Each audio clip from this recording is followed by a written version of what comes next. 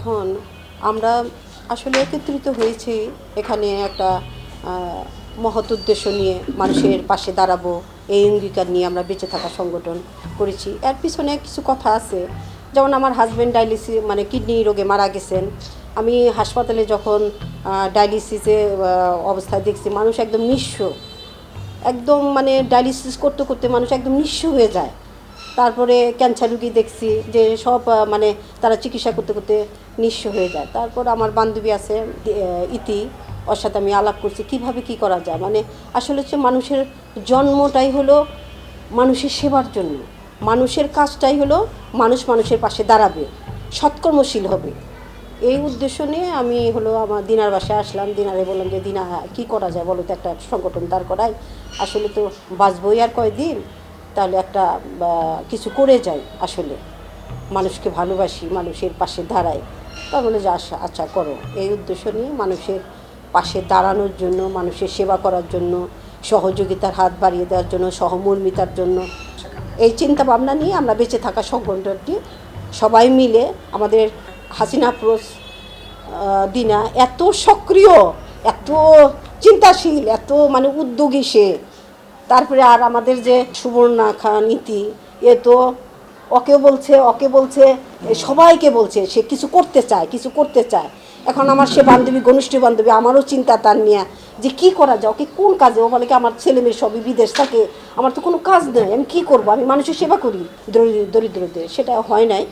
পরে আমরা নিজেরই একটা উদ্যোগ, ইনশাল্লাহ একদম অরাজনৈতিক এবং নিঃস্বার্থভাবে এখানে খুব সুন্দরভাবে চলবে কাজ, ইনশাল্লাহ আমরা আগায় যাব সবাইকে নিয়ে। এটা হলো আমি একটা মৌলানা আব্দুল হামিদ খান ভাসানী ডিগ্রি কলেজে অ্যাসিস্ট্যান্ট প্রফেসর সমাজবিজ্ঞানের, ওখানে আছে আমি ভারপ্রাপ্ত প্রিন্সিপালও ছিলাম।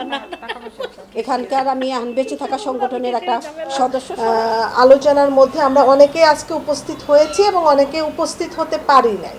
এখন সেইটা কি করব না করব সেটা উদ্দেশ্য এবং লক্ষ্য আমাদের জানা আছে যে আমরা দুস্থ মানুষের জন্য, অসুস্থ মানুষের জন্য, নিপীড়িত মানুষের পাশে থেকে অরাজনৈতিকভাবে আমরা মেয়েরা মিলে, মহিলারা মিলে এই সংগঠনের আমরা যারা সদস্য আছি বা আগামীতে সদস্য হব, আমরা সবাই মহিলা এবং এই মহিলারা মিলে আমরা একটা সংগঠন করব, এই উদ্দেশ্যে আজকে আমরা একত্রিত হয়েছি।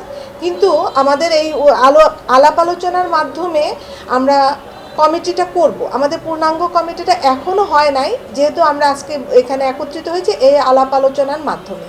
এবং সেটা হলো বেঁচে থাকার যে সংগঠনটা আমরা করেছি, এইটা হলো যে আমরা বেঁচে থাকতে চাই, মরেও যেন বেঁচে থাকতে পারি, এই উদ্দেশ্যে। জীবিত থাকা আর বেঁচে থাকার মধ্যে একটা পার্থক্য আছে। এই থিমটাকে আমরা সামনে এগিয়ে নিয়ে যে আমাদের এই সংগঠনটা যেন বেঁচে থাকে। আমরা হয়তো কেউ একদিন এই পৃথিবীতে থাকবো না, কিন্তু মানুষের মাঝে যেন আমরা বেঁচে থাকতে পারি, এই উদ্দেশ্যকে সামনে নিয়ে আমরা এই সংগঠনটা করছি। এই সংগঠনে এখন আমাদের পূর্ণাঙ্গ কমিটিটা হয় নাই, শুধু আমরা নির্ধারণ করেছি সভাপতি এবং সেক্রেটারি। সমাজের জন্য ভালো কিছু করা শুধু শুধু জীবিত থাকার জন্য নয়, বেঁচে থাকার জন্য কিছু করা।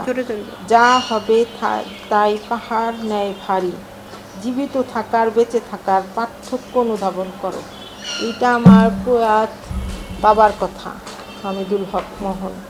উনি সারা জীবন ওইভাবে জীবনযাপন করছে যাতে মৃত্যুর পরেও তাকে মানুষ স্মরণ করে। তো ওইখান থেকেই আমার ভিতর সবসময় করতো যে আসলে শুধু শুধু খালি জীবিত থাকার জন্য জীবন না, আমরা যেন মৃত্যুর পরেও বেঁচে থাকতে পারি, এটা মানুষের মাঝেই বেঁচে থাকা যায়। তো সেখান থেকে আমার কিছু পরিচিত মুখ, বান্ধবী, বন্ধু বলেন, যে চলার পথে এরা সাথী ছিল। তো ওদের উদ্দেশ্য, সবারই বাচ্চা কাচ্চা বড় হয়ে গেছে, সবাই বলতেছে আমরা কিছু করি, মানুষের জন্য কিছু করি। মানুষের জন্য কিছু করার তাগিদ থেকেই ওরা আর আমরা সবাই মিলে একত্রিত হয়েছি।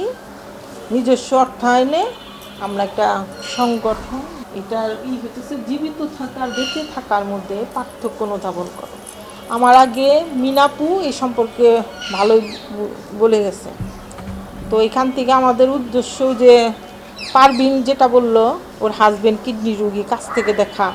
আমি কিছুদিন আগে আমার মামিকে দেখলাম, ইয়াং মামি, কিডনি রোগী, আর কিছু পরিচিত জনকে ক্যান্সারে ভুগতে দেখছি।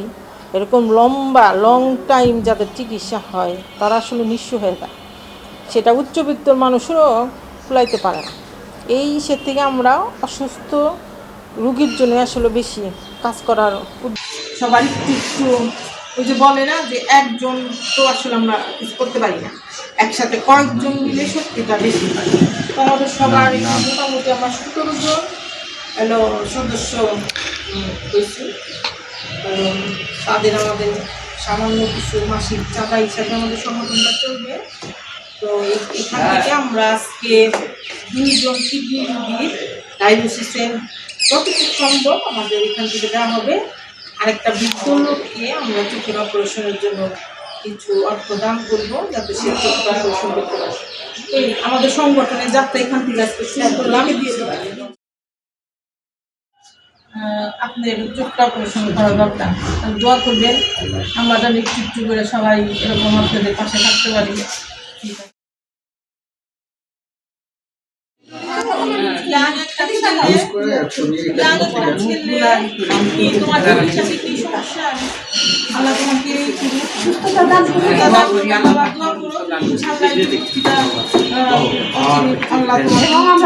জনতার আওয়াজ আপনার চারপাশের ঘটনা দুর্ঘটনার কথা বলে, আপনার অধিকারের কথা বলে, প্রাণ প্রকৃতির ভারসাম্যের কথা বলে।